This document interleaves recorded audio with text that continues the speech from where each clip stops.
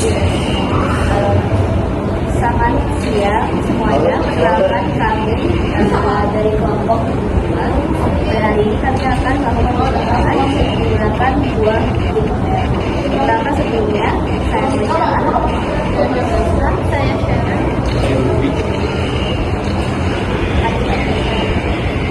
Nah, untuk alat-alatnya kita punya pisau, talenan, kompor, panci, saringan, gelas takar, gelas dan wadah. Dalam pengaduk. Bahan-bahannya ada bit merah, Ini air. deterjen, cuka, dan garam. Langkah pertama, kita potong-potong bit merah menjadi beberapa bagian kecil.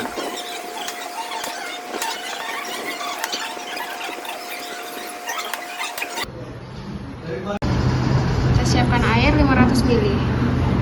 Lalu tuangin ke kompor, ke panci. Lalu nyalakan api kompor.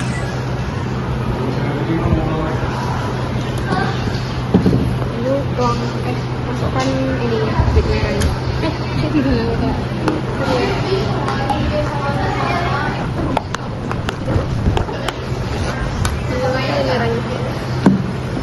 Lalu tunggu sampai mendidih.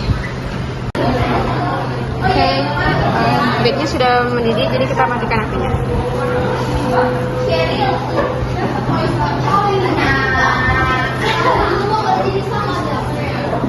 Lalu kita diamkan sampai suhunya turun menjadi suhu ruang. Saring air hasil rebusan sebanyak 300 ml dan masukkan ke dalam wadah. Siapkan 200 ml air putih, kemudian tuangkan ke dalam 2 wadah.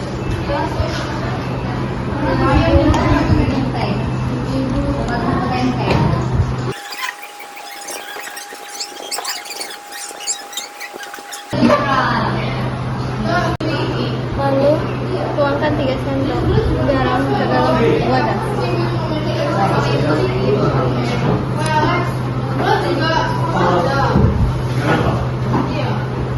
Oke.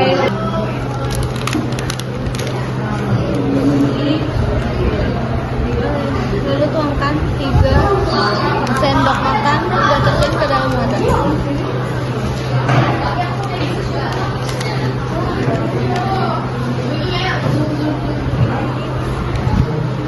Oke. Sudah. Lalu kita tuangkan 100 ml cuka ke dalam wadah.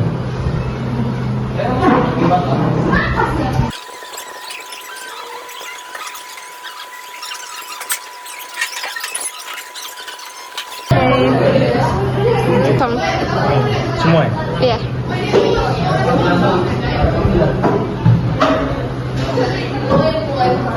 Oke.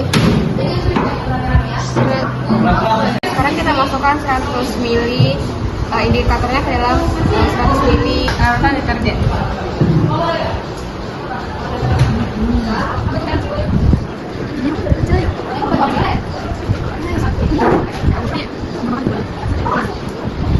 Oke. Selanjutnya kita masukkan 100 ml indikator ke dalam cuka.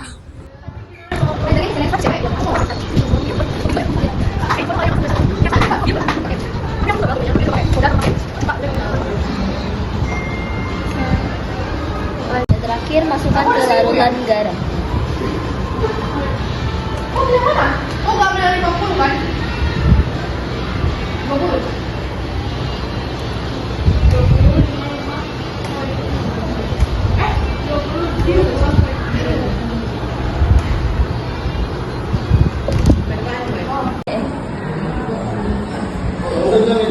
Ini indikator yang aslinya.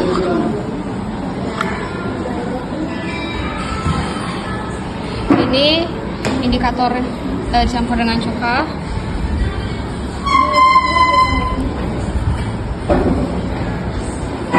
Ini indikator dicampur dengan larutan garam.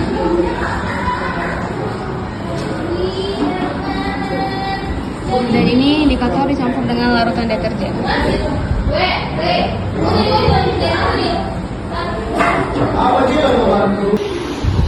jadi tadi setelah melakukan percobaan tersebut, kami akan menjawab beberapa pertanyaan untuk dapat menyimpulkan hasil dari percobaan kami. Yang pertama, mengapa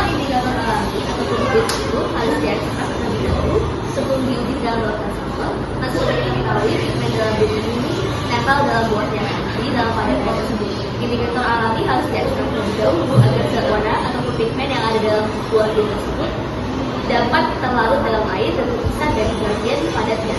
Jadi zat warna inilah yang akan bereaksi dengan larutan asam, basa, atau netral yang kami coba tadi sebelumnya, sehingga terjadi perubahan warna yang lebih efektif seperti yang tadi ada. Nah, lanjut ke pertanyaan kedua terkait terhadap asam, basa, dan netral tadi. Kami akan menjelaskan perbedaan antara larutan sampel asam, basa, dan netral.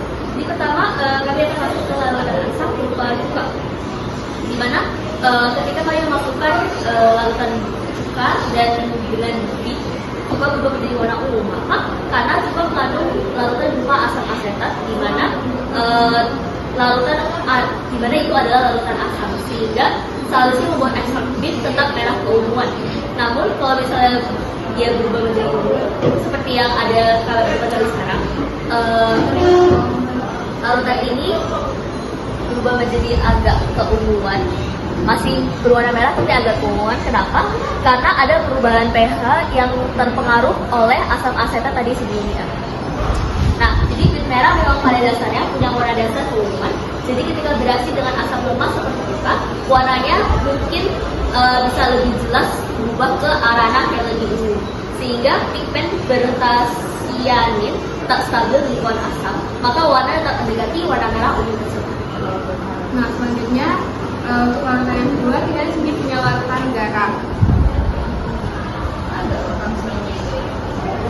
Nah, bisa dilihat warna pada larutan garam ini itu sama dengan indikator aslinya, jadi tidak ada perubahan warna. Nah, air garam ini itu larutan netral yang memiliki pH sekitar 7. Nah, bit merah di pH netral ini justru tidak menunjukkan perubahan warna karena tidak ada reaksi, sehingga warnanya tetap. Selanjutnya yang ketiga ada larutan basa. Di sini ada larutan detergen. Nah, seperti kita ketahui, detergen itu merupakan larutan basa dengan pH sekitar 9-11. Di lingkungan basa, pigmen betasianinnya itu terdegradasi atau rusak, sehingga menghasilkan warna yang rusak, kecoklatan atau pudar. Warna ungu kecoklatan yang kita lihat di sini itu tuh hasil dari warna ungunya itu sisa dari pigmen bit merah tadi dan hasil dari reaksi degradasi pigmennya dalam kondisi basa yang menghasilkan warna kusam atau coklat. Jadi reaksinya itu adalah basanya ini merusak struktur betasianin sehingga warnanya rusak atau berubah menjadi semu kecoklatan. Untuk pertanyaan selanjutnya, tuliskan kesimpulan dari perubahan percobaan yang telah kalian lakukan minimal. Yang pertama, bit merah dapat digunakan sebagai indikator alami karena menunjukkan perubahan warna yang berbeda saat dicampur dengan larutan asam, basa, dan juga netral. Yang kedua, hasil percobaan dengan indikator tidak sesuai dengan daftar perubahan warna yang ada di pada LKPD itu, warna ekstraktif tetap di larutan netral, berubah lebih ungu pada larutan asam dan berubah menjadi kecoklatan pada larutan basa. Selanjutnya, pertanyaan selanjutnya yaitu apa saja kendala dari kelompok ini selama progres pembuatan indikator alami dan uji coba sampel. Pertama, proses ekstraksi memakan waktu karena harus merebus hingga warnanya keluar dan harus menunggu indikator dingin sebelum dicampur. Yang kedua, warna perubahan tidak terlalu mencolok sehingga butuh pencahayaan dan analisis yang cukup untuk mengamati hasilnya. Yang ketiga, agak sulit membedakan warna secara jelas antara kondisi asam dan netral karena warna bit cenderung kuat dan dominan. Jadi sekian hasil dari eksperimen kami, juga dengan kesimpulan telah kami. Terima kasih.